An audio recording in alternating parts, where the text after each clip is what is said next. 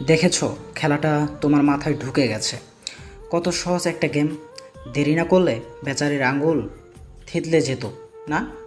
নেহার দৈনিক রুটিনের হিসেব দাও, মানে কখন কোথায় যাই, কোন রাস্তায়, কার সাথে দেখা করে, সব বলো। শাওন মনোযোগ দিয়ে শুনে হালকা মাথা নেড়ে বলল। খারাপ না। শাওন এবার সামনে ঝুঁকে এসে বলে। এবার বলো, নেহার এমন কোনো গোপন তথ্য আছে যা মিডিয়ায় গেলে তার ইমেজ নষ্ট হবে? অর্কের মাথা ঘুরে যাচ্ছে, কিন্তু এরকম কোনো কিছুই নেই নেহার সাথে। অর্ক ক্লিয়ার করে, শাওন সেটা বুঝতেও পারে। প্রশ্ন উত্তরের প্রতিটা মুহূর্তে অর্কের মন ভেঙে যাচ্ছে। অদিতি চোখ দিয়ে যন্ত্রণায় পানি গড়িয়ে পড়ছে। তার থ্যাতলানো আঙুল শাওনের কাছে। শাওন গ্লাসে হুইস্কি ঢেলে চুমুক দিল, তারপর বলে। দেখো, আমি তো বলছিলাম জোর করব না, তুমি নিজেই সব বলবে। অর্ক মাথা নিচু করে আছে, বুকের ভেতরে শুধু অপরাধবোধ জমে আছে নেহার জন্য। শাওন চূড়ান্ত প্রশ্ন করে।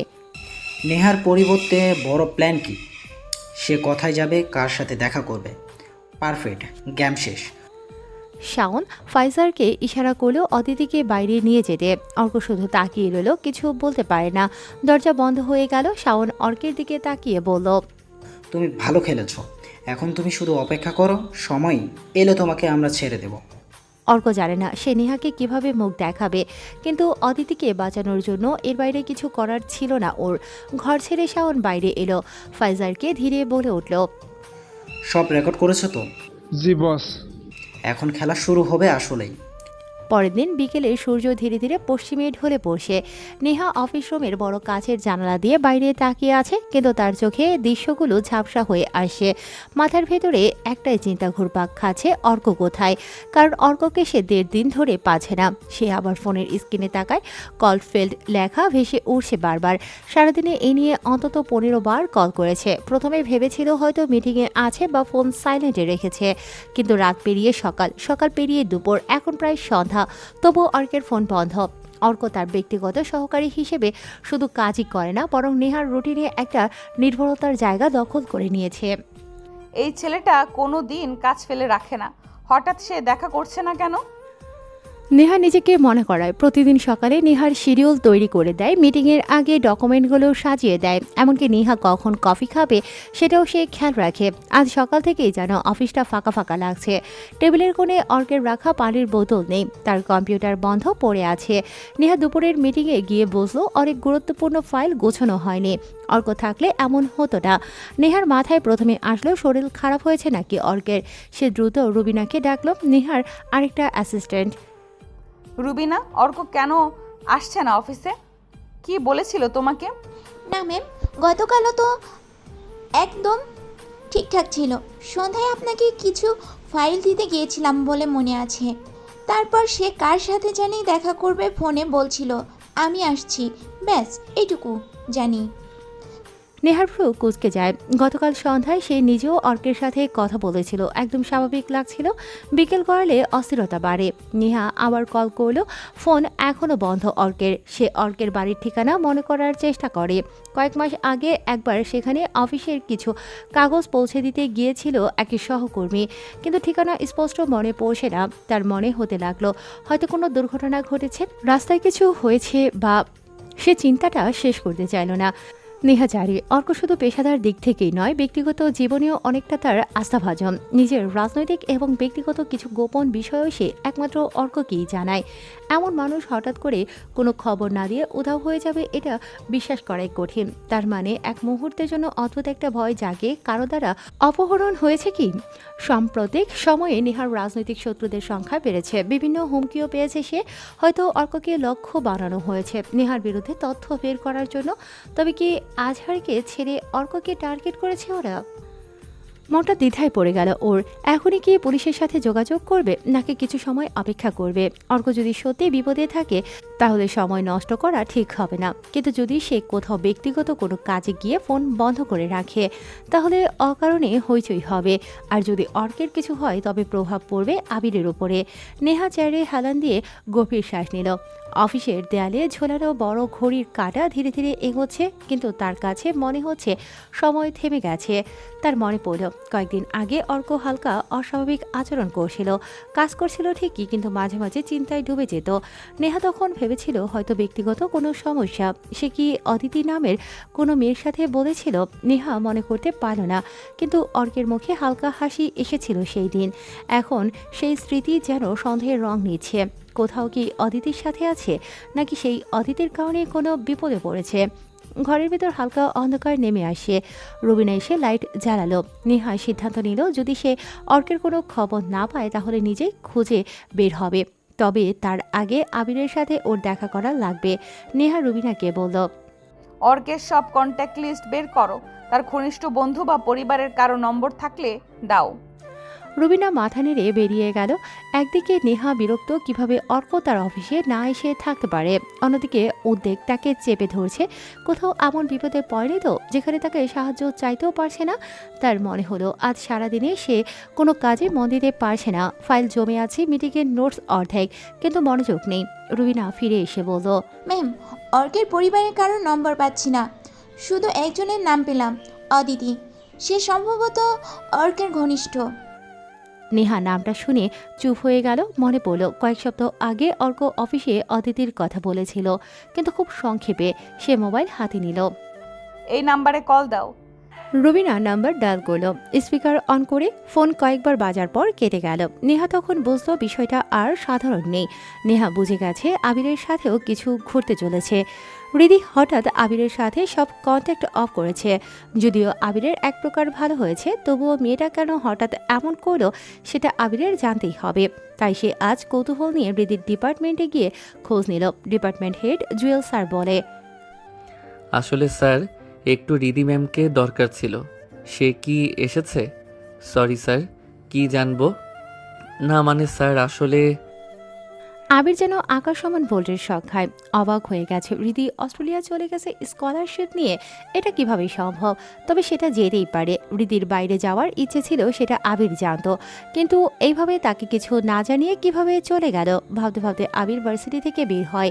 আবির বের হতেই ফুটপাতে উঠবে, তখনই দুজনের সাথে ধাক্কা খায়। আবির তাদেরকে সরি বলে চলে আসে।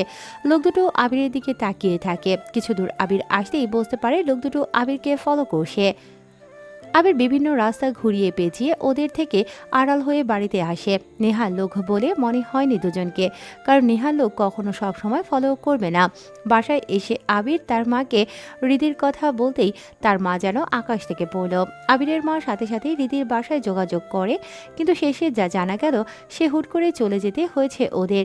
আবিরের মা একটু রেগে গিয়েছিল, কারণ হৃদিকে আবিরের জন্য ঠিক করেছিল। আবিরের মা বলে, এটা এভাবে গেল কেন? যাবি তো যা, আমাদের পরিবারের সাথে তাদের মেয়ের বিয়ের কথাবার্তা চলছিল, তখন সেটা শেষ করে যেত। এখন এভাবে কেন গেল? আচ্ছা বাদ দাও। না বাদ কি দেব? আমাকে আরও বলেছে রিধি নাকি বিয়ে নিয়ে আর ভাবছে না। কেমনটা লাগে বল? হুম। আবির খানিকটা স্বস্তি পেল এসব শুনে। তবে আবিরের মা খুব চেঁচামেচি করেছে। আবির তার মাকে শান্ত করার চেষ্টা করে, কিন্তু কাজ হলো না। কিভাবে শান্ত করাবে সেটাও বুঝতে পারছে না, কারণ আবিরের মা ধরেই নিয়েছিল হৃদির সাথে আবিরের বিয়ে হবেই। এমন সময় আবিরের বাসার কলিং বেল বেজে উঠল। আবির তার মাকে রেখে দরজা খুলতে আসে। দরজা খুলতেই আবির যেন আকাশ থেকে পড়ে। নেহা দাঁড়িয়ে আছে। আবির নেহাকে দেখে চমকায়, হাসি মুখে আবিরের দিকে তাকিয়ে বলে, কি খবর টিচার? তুমি এখানে? সব ঠিকঠাক? হ্যাঁ, কিন্তু তুমি? হ্যাঁ আসলাম, অনেকদিন দেখা সাক্ষাৎ হয় না, টেনশন হচ্ছিল। তাছাড়া আমার অ্যাসিস্ট্যান্টকে খুঁজে পাচ্ছি না, তোমার খবরও দিত সে, তাই নিজেই চলে আসলাম। আর তাছাড়া তোমাকে একটা ঝামেলা থেকে মুক্ত করেছি, একটা পুরস্কার তো পেতেই পারি, তাই তোমার পরিবারের সাথে পরিচিত হতে এলাম। তবে আজ নয়, অন্যদিন বাড়ির ভেতরে ঢুকবো, এখন যেতে হবে। নেহা আর কিছু না বলে আবার ফিরে চলে যায়। আবির বোকার মতো তাকিয়ে থাকে। একটা সন্দেহ মাথার ভেতরে ঘুরছে, আর তা হলো হৃদির চলে যাওয়ার বিষয়ে নেহার হাত আছে কিনা, আর তার উপর নেহার অ্যাসিস্ট্যান্ট কেন গায়েব, আর নেহার লোক যদি তার পিছু না নেয় তবে আবিরকে কারা পিছু নিয়েছিল। আজ দুদিন হলো অর্কের কোনো খবর নেই। নেহা সবখানে খোঁজ চালিয়েছে, কিন্তু অর্কের কোনো দেখা মেলেনি। নেহা এবার পুরোপুরি শিওর হয়ে গেছে যে অর্ক এমনি এমনি হারায়নি, তাকে কিডন্যাপ করা হয়েছে। আর এটাও বুঝে গিয়েছে অর্কের সাথে অদিতি নামের মেয়েটাও আছে। গোপনে পুলিশদের জানালেও কোনো হদিশ মিলাতে পারেনি নেহা। এখন সে অপেক্ষা করছে কোনো বড় কিছু ঘটার, যা তার জন্য সুখকর হতে যাচ্ছে না। নেহা তা আন্দাজ করতে পারছে। সে বারান্দায় দাঁড়িয়ে দীর্ঘ এক শ্বাস নিল। ওদিকে রাত বড্ড গভীর হয়েছে। ঘরের মধ্যে কেবল একটা আলো দেখা যাচ্ছে, আর সেটা সানোয়ার মির্জার ডেস্কটপ মনিটরের স্ক্রিনের আলো। মনিটরের অন্য প্রান্তে কালো ব্যাকগ্রাউন্ডে বসে আছে এক মুখোশধারী মানুষ। চোখ ঢেকে রাখা গাঢ় কালো সানগ্লাসে প্রতিফলিত হচ্ছে স্ক্রিনের লাইনগুলো। তার নাম মরফিয়াস। সানোয়ার মনিটরের সামনে ঝুঁকে আছে, ঠোঁটে এক সিগারেট, কিন্তু সেটা কয়েক মুহূর্ত ধরে না টানা অবস্থায় আছে, আর সেটা থেকে শুধু ধোঁয়া উঠছে।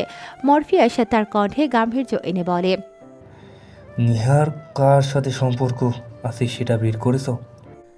মরফিয়াসের কড়া প্রশ্নে সানোয়ার ঠোঁটের কোণে হালকা হাসি ফুটিয়ে বলল।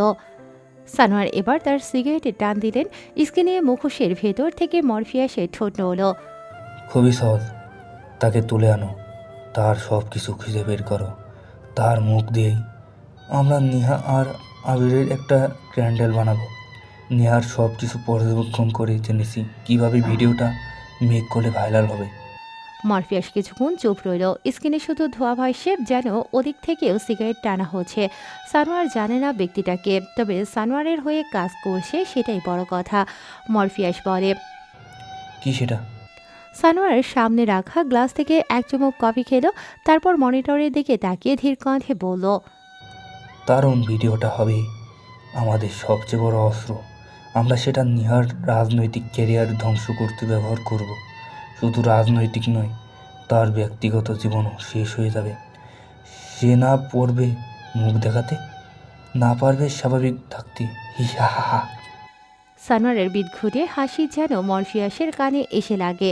কিছু সময়ের ভেতরেই মনিটরের ভেতর থেকে মরফিয়াসের কণ্ঠ এলো, এটা করলেই তো ভালো, কিন্তু সম্ভব হবে কিনা জানি না, কারণ বেকআপ প্ল্যান একটাই রাখা হবে।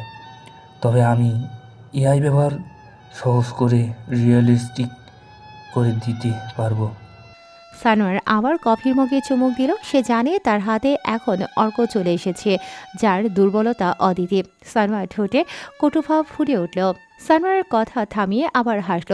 মরফিয়াস স্থির হয়ে বসে আছে। সানোয়ার যেন তার থেকেও ভয়ঙ্কর। সানোয়ার একগাল হেসে আবার বলল। মরফিয়াস এবার হাত উঁচু করে স্ক্রিনের পাশে একটা ডিজিটাল ম্যাপ দেখালো। সানোয়ার সেদিকে তাকিয়ে আছে। মরফিয়াস বলে, তাহলে প্ল্যান শোনো।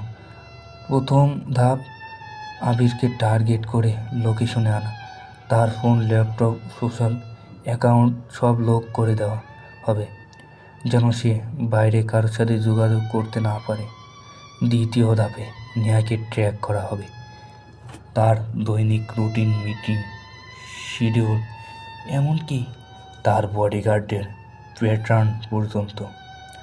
আমরা জানব কোনো সময় সে সবচেয়ে অসুরক্ষিত, বা আবিরকে সে যখনই খুঁজতে বের হবে তখনই অ্যাটাক করা। মানে আমি জানবো আবির কিডন্যাপ হয়েছে, নেহার পরবর্তী মুভমেন্ট কী হবে সেটা জেনেই ব্যবস্থা করা। যখন সে দেখবে কোনো কিছুতেই কাজ হচ্ছে না, তখন তাকে ডাকবে তোমাদের কাছে, যতক্ষণ না সে নিজের সব দিক চেষ্টা করবে। সে আমাদের ডাকে সাড়া দেবে না, তাই তার প্ল্যান আগে ধ্বংস করা, এরপর তাকে ডাকা। সানোয়ারের চোখ যেন ঝিলিক দিয়ে ওঠে। মরফিয়াসের কথা যেন আরও মনোযোগ দিয়ে শোনে। এমন কেউ থাকলে সানোয়ারের আরও কিছু লাগবে না। মরফিয়াস থামে না। সে বলে, তৃতীয় ধাপটা একটি ইমোশনাল স্টোভ। আমরা নেহাকে মেসেজ পাঠাবো, ভিডিও ক্লিপ দেখি, বলবো আবিরকে বাঁচাতে চাইলে তাকে আসতে হবে। চতুর্থ ধাপটা বেশ কার্যকর। নেহা আসলে আমরা মানসিক চাপ আর ভয় দেখিয়ে পরিস্থিতি আমাদের মতো করে বানাবো। তারপর ভিডিও। তুমি জানো এই কাজ করতে গিয়ে একটু ভুল করা যাবে না। আমাদের হাতে যদি এই ভিডিও আসে, শুধু নেহা নয়, তার পুরো রাজনৈতিক শিবির ভেঙে পড়বে। সানোয়ার হালকা হেসে চেয়ারে হেলান দিল, যেন সে বেশ স্বস্তির একটা মুডে আছে। সে বলে, তাহলে কাজ শুরু করো, আমি শুধু সফল চাই। কথোপকথন শেষ হওয়ার সঙ্গে সঙ্গে স্ক্রিন কালো হয়ে গেল। ঘরটা আরও নিঃশব্দ হয়ে পড়ে। সানোয়ার চেয়ার ঘুরিয়ে বারান্দার বাইরে তাকালো। শহরের বাতাসে হালকা কুয়াশা, রাস্তার লাইটগুলো ঝাপসা হয়ে আছে। সে জানে আজ রাত থেকেই ফাঁদ বিছানো শুরু হবে। আবির হয়তো ভাবছে তার জীবন স্বাভাবিক, ক্লাস নেওয়া, বাড়ি ফেরা, মাঝে মাঝে নেহার সাথে কথা, কিন্তু বাস্তবে সে এমন এক খেলায় ঢুকে পড়েছে যেখানে চাল দিচ্ছে দুজন অভিজ্ঞ শিকারী। তারা হলো সানোয়ার আর মরফিয়াস। চৌরাস্তার জ্যাম যেন এক অদৃশ্য প্রাচীরের মতো দেখাচ্ছে। রিক্সা, প্রাইভেট কার, বাস সব একে অপরের গায়ে গা লাগিয়ে দাঁড়িয়ে আছে। হর্নের আওয়াজ, পথচারীর চিৎকার আর দূরে অ্যাম্বুলেন্সের সাইরেন মিশে গেছে এক বিশৃঙ্খল সাউন্ড ট্র্যাকে। আবির অটোর ভেতরে বসে হাতঘড়ি দেখে বিরক্ত মুখে শ্বাস ছাড়ল। এত জ্যাম এর আগে কখনো হয়নি এ রাস্তায়। কিন্তু কেন এত জ্যাম আজকে হঠাৎ? তার চোখ আটকে আছে রাস্তার বাম দিকে একটা সাদা প্রাইভেট কার। সামনের অংশ একেবারে গড়িয়ে গেছে। তার সামনে রাস্তায় পড়ে আছে একটা ছেলে, গায়ে স্কুল ড্রেস। ছেলেটার শরীরের চারপাশে ভিড়। কেউ পানির বোতল দিচ্ছে, কেউ মোবাইল দিয়ে ভিডিও করছে। বোঝা যাচ্ছে এখানে আজ অ্যাক্সিডেন্ট হয়েছে। স্কুল ছাত্রের সাথে প্রাইভেট কারের অ্যাক্সিডেন্ট। পুলিশ আনসার বাহিনী এসে সব জ্যাম করে রেখেছে।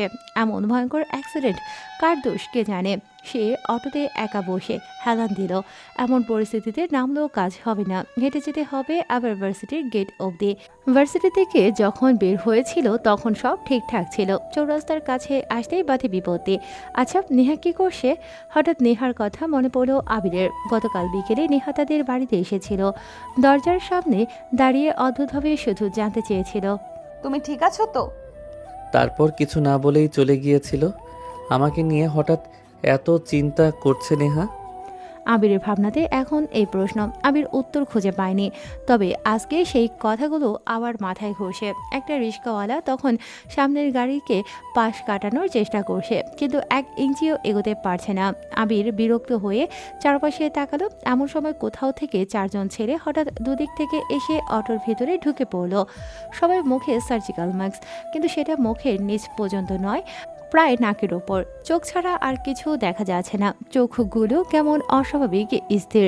তার মধ্যে একজন মধ্যম চেহারা, গায়ের রং একটু শ্যামলা, চোখে হালকা লালচে ভাব। ফায়াজ হাসল। সে সরাসরি কোমর থেকে পিস্তল বের করে আবিরের পেটে ঠেকিয়ে বলে, মাস্টার সাহেব, সময় হয়েছে, আপনাদের সাথে যেতে হবে।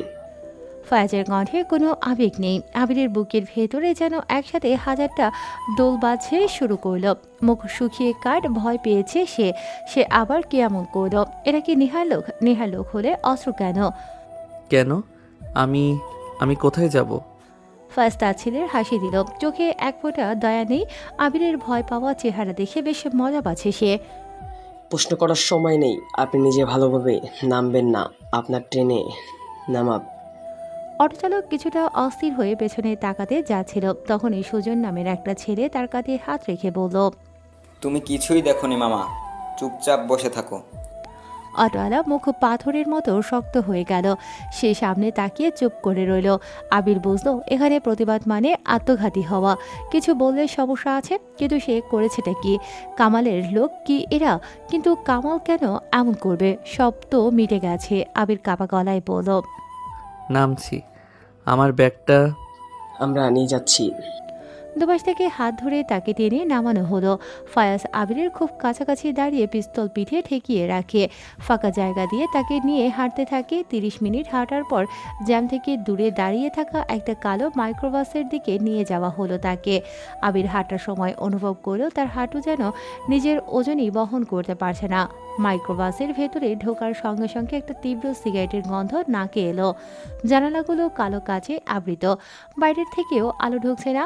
আবিরকে ঠেলে বসানো হলো মাঝের সিটে। দুপাশে দুজন, সামনে চালকের আসনের পাশে আরও একজন। ফায়াজ আবিরের দিকে থেকে এখনও চোখ সরায়নি। আবির গলার স্বর নিচু করে বলল, আপনারা কে? আমাকে কোথায় নিয়ে যাচ্ছেন? সুজন ছেলেটা কেবল একটাই শব্দ বলল। কালো কাপড় দিয়ে বেঁধে দেয়া আবিরের চোখ তখনই গাড়ি চলতে শুরু করলো। রাস্তায় অস্পষ্ট হর্নের শব্দ, মাঝে মাঝে ব্রেকের ঝাঁকুনি। তবুও আবিরের কানে কিছুই স্পষ্ট শোনাচ্ছে না। তার মাথার ভেতরে শুধু একটাই শব্দ প্রতিধ্বনিত হচ্ছে, আর কেন নিয়ে যাচ্ছেন? আমি মারা যাচ্ছি। হঠাৎ ফায়াজ পেছনে ফিরে আবিরের দিকে তাকিয়ে মৃদু হেসে বলল, মাস্টার সাহেব, ভয় পাবেন না, আপনাকে শুধু আমাদের বসের সাথে দেখা করাতে হবে, তারপর আপনি রিল্যাক্সে মুডে থাকবেন। আবির ঢোক গেল। বস? কেই বস? মনে মনে কিছু নাম মাথায় এলো, কিন্তু কোনটা নিশ্চিত করতে পারল না। কারোর সাথে তো আবিরের সেভাবে ঝামেলাই নেই। নিজেকে সবসময় সব ধরনের ঝামেলা থেকে এড়িয়ে চলেছে। গাড়ি শহরের কেন্দ্র থেকে বেরিয়ে আসে, মোড় ঘুরছে বারবার, যাতে কেউ লোকেশন আন্দাজ করতে না পারে। 20 মিনিট পরে গাড়ি ঢুকলো এক নির্জন গলিতে। চারপাশে আধভাঙা দেয়াল, পুরনো গোডাউন আর ফাঁকা রাস্তা। শেষে এসে গাড়িটা থামলো একটা লোহার গেটের সামনে। গেট খুলতেই গাড়ি ঢুকে পড়ল ভেতরে। পুরনো দোতলা বাড়ি, চারপাশে নানান গাছপালায় অন্ধকার পরিবেশ সৃষ্টি করেছে। শুধু বারান্দায় হলুদ বাতির আলো দেখা যায়। আবিরের বুকের ধুকপুকুনি দ্বিগুণ হয়ে গেল। ভার্সিটি শেষ করে সে বাড়িতে আসার জন্য প্রস্তুত হয়েছিল।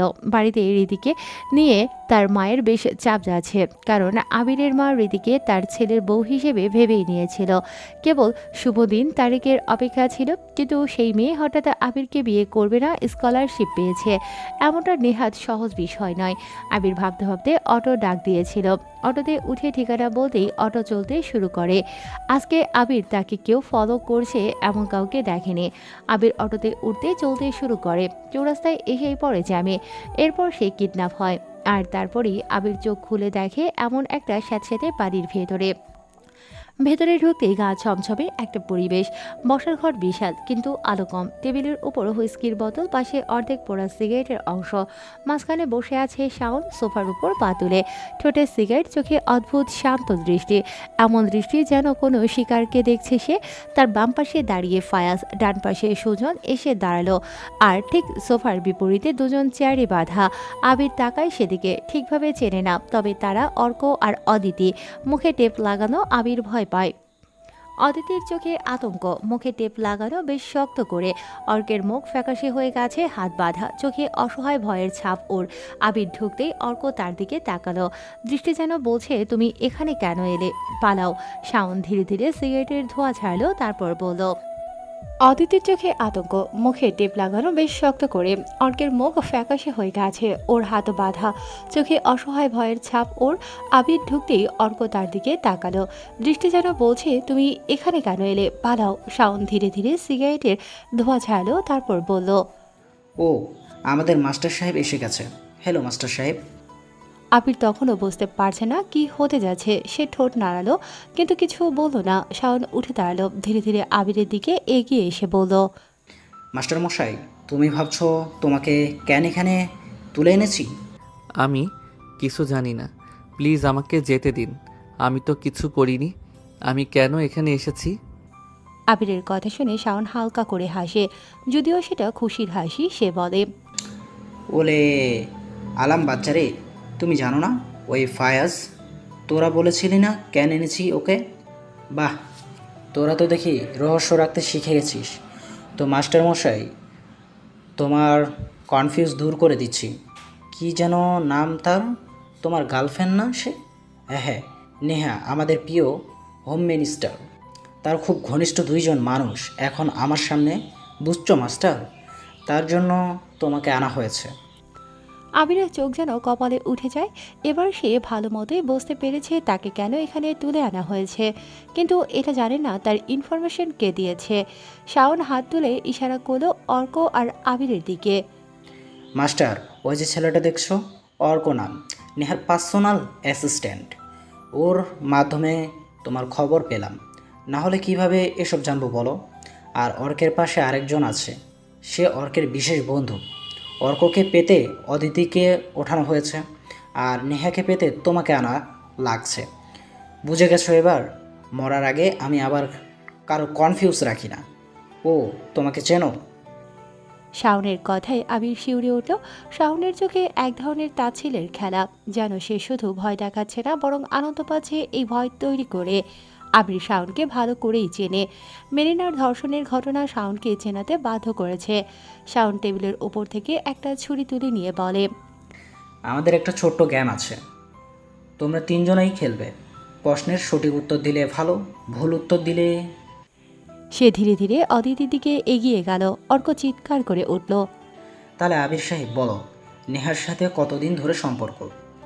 আবির, অর্ক আর অদিতির দিকে একবার তাকিয়ে তারপর ধীরে ধীরে মাথা নিচু করে বলল, ওদেরকে কিছু করবেন না, আমি বলছি সব। শাওনের চোখে করুণা নেই, আছে শুধু ঠান্ডা খেলা। আবিরের নিজের শরীর কাঁপছে, ঠোঁট শুকিয়ে যাচ্ছে, কিন্তু মনে মনে বুঝতে এখান থেকে বাঁচতে হলে সত্যের থেকেও বড় কিছু দিতে হবে শাওনকে। সকাল থেকে নেহার মনটা অদ্ভুতভাবে অস্থির। হোম মিনিস্টার হওয়ার পর প্রতিদিনই তার সময়সূচি ভরপুর থাকে, মিটিং, কাগজপত্র, স্কুল প্রকল্পের ফাইল সাইন করা, আইন শৃঙ্খলা বাহিনীর সঙ্গে ব্রিফিং। কিন্তু আজকের দিনটা অন্যরকম, কারণ কাল রাতে নেহা পুলিশ নিয়ে অনেক চেষ্টা করেছিল অর্কের সাথে যোগাযোগ করতে, কিন্তু সম্ভব হয়নি। আজ তাই সকাল থেকে নেহার চোখ বারবার ফোনের স্ক্রিনে চলে যাচ্ছিল, হয়তো হঠাৎ একটা কল আসবে, অর্ক বলবে। কিন্তু কিছুই হয়নি। ঘড়ির কাঁটা এগোচ্ছে। নেহা অফিসে এসে ফাইল ঘাটছে। তার সিগনেচার ছাড়া স্কুল প্রকল্পের ফাইনাল ডকুমেন্টস এগোবে না। সে মনোযোগ দিয়ে কলম হাতে নিয়েছে। ঠিক তখনই দরজার ওপাশে দৌড়ে আসে তার আরেক সেক্রেটারি রুবিনা। রুবিনা হাঁপাচ্ছে, মুখে ভয়ের ছাপ। নেহা ভ্রু কুঁচকে তাকালো। কি হয়েছে রুবিনা? ম্যাম, আপনি যে ভার্সিটি টিচারকে যার ওপর নজর রাখতে বলেছিলেন। হ্যাঁ আবির। হ্যাঁ ম্যাম, তিনি আজ ভার্সিটিতে আসেনি, বাড়িতেও নেই। কালকে শেষবার অ্যাক্সিডেন্টের জায়গায় দেখা গিয়েছে।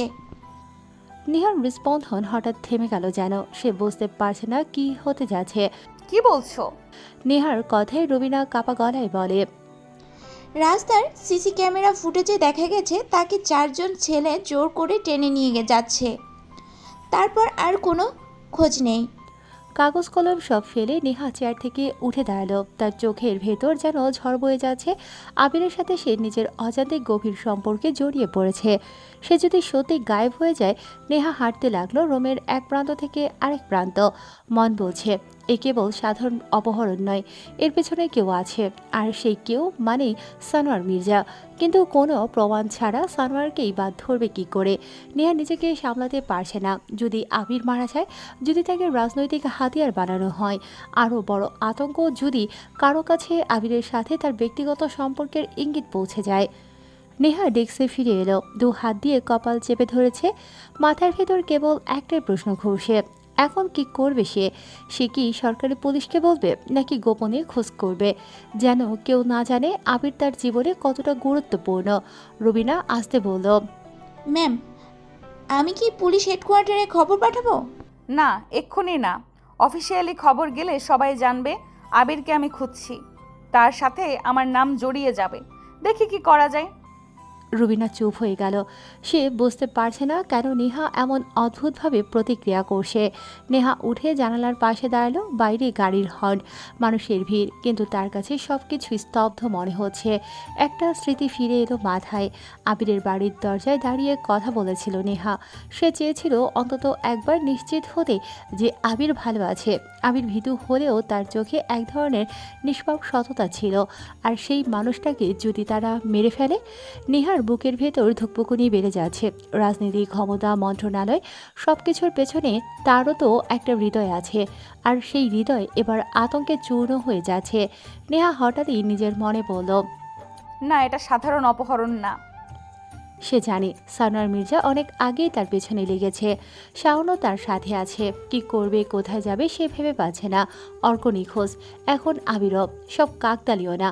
নেহা চেয়ারে ফিরে এসে ফিসফিস করে বলল, তারা একে একে আমার কাছের মানুষদের সরাচ্ছে। এই উপলব্ধি তাকে আরও ভেঙে দিল। অর্ককে সে বিশ্বাস করে, প্রতিদিনের কাজের দায়িত্ব দেয়, আবিরকে সে হৃদয়ে জায়গা দিয়েছে। দুজনকে যদি তারা টার্গেট করে, তবে পরের লক্ষ্য কি নেহা নিজেই? অফিস ভরা লোকজন থাকা সত্ত্বেও নেহা ভীষণ একা অনুভব করছে। সে কাউকে বিশ্বাস করতে পারছে না। পুলিশকে বললে হয়তো তথ্য ফাঁস হয়ে যাবে। মন্ত্রণালয়ের অনেকেই তো সানোয়ারকে চেনে, তাহলে কাকে বলবে? ফোন হাতে নিয়ে বারবার ডায়াল করলো আবিরের নাম্বার। দয়া করে ধরো আবির, একবার শুধু বলো তুমি ঠিক আছো। কৃত প্রতিবার একই উত্তর, সুইচ অফ। হঠাৎ নেহার চোখ শক্ত হয়ে উঠল। সে জানে বসে থেকে কিছু হবে না। যদি আবিরকে বাঁচাতে হয় তবে তাকে নিজেকে উদ্যোগ নিতে হবে। নেহা রুবিনাকে বলল, তুমি কিছু জানতে পারলে সরাসরি আমাকে জানাবে, অফিসিয়ালি কিছু করবে না। রুবিনা মাথা নেড়ে রাজি হলো। নেহা জানে না আবির কোথায় আছে, কি অবস্থায় আছে। কিন্তু সে টের পাচ্ছে এই খেলার আসল লক্ষ্য আবির নয়, সে নিজেই। তার ভিতরে এক ভয় জমে উঠেছে, যদি একদিন হঠাৎ করে ফোনে কোনো ভিডিও আসে, যদি তাকে ব্ল্যাকমেল করা হয়। নেহা জানালার বাইরে তাকিয়ে নিজের মনে বলল, আমি কাউকে হারাতে চাই না, বিশেষ করে আবিরকে তো না। কিন্তু সে জানে না এই মুহূর্তে শহরের কোনো এক অন্ধকার ঘরে আবিরকে ইতোমধ্যে বন্দি করে রেখেছে শাওন। অর্ক আর অদ্বিতীয় সেখানে আছে, আর তাদের চারপাশে আটসাট হয়ে আসছে মরফিয়াস আর সানোয়ার মির্জার ছায়া। অপরদিকে আবির চুপচাপ চেয়ারে বসে আছে। ম্লান আলোয় ভরা ঘরটা, দরজা জানালা সব শক্ত করে বন্ধ। মাথার উপর ঘুরছে সিলিং ফ্যান, যেন শীতল হাওয়া নয়, শ্বাসরোধ করা এক চাপা শব্দ ছড়িয়ে দিচ্ছে। আবিরকে একটা কাঠের চেয়ারে বেঁধে রাখা হয়েছে, হাত দুটো বাঁধা, আঙুলগুলো সামান্য উন্মুক্ত। শাওনের হাতে কালো রঙের পিস্তল, কিন্তু সেই পিস্তল দিয়ে গুলি নয়, বরং বাট দিয়েই শুরু হলো খেলা। শাওন আবিরের হাতের উপরে ঠাস করে বাড়ি দেয়। প্রথম বাড়িটা পড়তেই আবির কেঁপে উঠল, আঙুলের হাড়ে আঙুলের মতো ব্যথা ছড়িয়ে পড়ল, কিন্তু মুখ দিয়ে কোনো শব্দ বের হলো না। শুধু চোখ লাল হয়ে উঠল আবিরের, আর সে ঠোঁট কামড়ে ব্যথা চেপে রাখে। অর্ক এক কোণে বসে দেখছে, তার চোখে পানি, কিছু বলার নেই, করারও নেই। শাওন তাকিয়েই হেসে উঠল। ভয়ঙ্কর যন্ত্রণা হচ্ছে তাই না মাস্টার সাহেব? কিন্তু তুমি তো চুপচাপ। বাহ, সাহস আছে। দেখি কতক্ষণ থাকে এমন সাইলেন্ট মুড। দেখো ভাই, প্রফেশনে আমি টিচার, আর টিচারেরা প্রথমে বোঝায়, নরম স্বরে বোঝায়। তাই তোমাকে বলছি, নেহার বিষয়টা বাদ দাও, আর ওই দুজনকে ছেড়ে দাও। তাই নাকি? আমাকে বোঝাবি? ছাড়বো না কাউকে। কথাটা বলেই আবিরের কপালে জোরে একটা বাড়ি দেয় পিস্তলের পেছন সাইড দিয়ে। আবির স্থির হয়ে বসে থাকে। অদিতি ছটফট করছে, কিন্তু কিছু করতে পারছে না, চোখ দিয়ে শুধু পানি পড়ছে। মেয়েদের চোখ কি আর রক্ত খুন দেখতে পারে? তবুও তার দৃষ্টি আবিরের দিকে আটকে আছে। আবিরের প্রতিটি যন্ত্রণার সাথে সে যেন নিজেই কেঁপে উঠছে। অদিতির কণ্ঠস্বর সরব হয়। শাওন এক মুহূর্তে বিরক্ত হয়ে ফায়াজকে ইশারা করল। ফায়াজ এগিয়ে গিয়ে অদিতির মাথায় শক্ত করে টেনে দেয়ালের সাথে আশ্রয় দিল। ধরম করে শব্দ হয়, অদিতির নিস্তেজ শরীর মুহূর্তেই ঢলে পড়ে। মাথা কাত হয়ে অচেতন হয়ে রইল সে। অর্ক চিৎকার দিতে চায়, কিন্তু শব্দ বের হলো না। সে বুঝে গেছে এখানে প্রতিটি শব্দ, প্রতিটি প্রতিবাদ নতুন শাস্তি ডেকে আনবে। শাওন সিগারেট মুখে চাপিয়ে ধোঁয়া ছাড়ছে, তার চোখে নিষ্ঠুর আনন্দ বিরাজ করছে। শাওন আস্তে আস্তে আবিরের দিকে এগিয়ে গেল। আজকে খেলাটা শেষ করা হবে, আর সময় নষ্ট নয়। সে পকেট থেকে একটা ফোন বের করলো, আবিরের সামনে ধরে বলল, কল কর, নেহাকে কল কর, বল তুই এখানে আছিস, বল তাকে আসতে। রুমটা আবার কিছু সময়ের জন্য নিস্তব্ধ হয়ে গেল। শুধু ফ্যানের ঘূর্ণি আর সিগারেটের ধোঁয়া চোখ আর কানের পরীক্ষা নিয়েছে। আবির মাথা নিচু করে রইল, চোখে ভয় নেই, তবুও ঠোঁটে কোনো শব্দ নেই। শাওনের মুখ গম্ভীর হয়ে গেল। সে হঠাৎই ঝুঁকে আবিরের গালে চড় মারে। আবিরের মাথা কেঁপে ওঠে, ঠোঁট ফেটে রক্ত বের হলো ওর। অর্ক শুধু ফ্যালফ্যাল করে দেখছে, টেপ দিয়ে মুখ আটকে রেখেছে তাকে। কি রে, কথা কানে যাচ্ছে না শালা? কল কর বলছি, এত সময় নেই হাতে। আবারও বলছি, এখানে যা হবার হয়েছে কেউ জানবে না। নেহার পিছু ছেড়ে দে। শালা।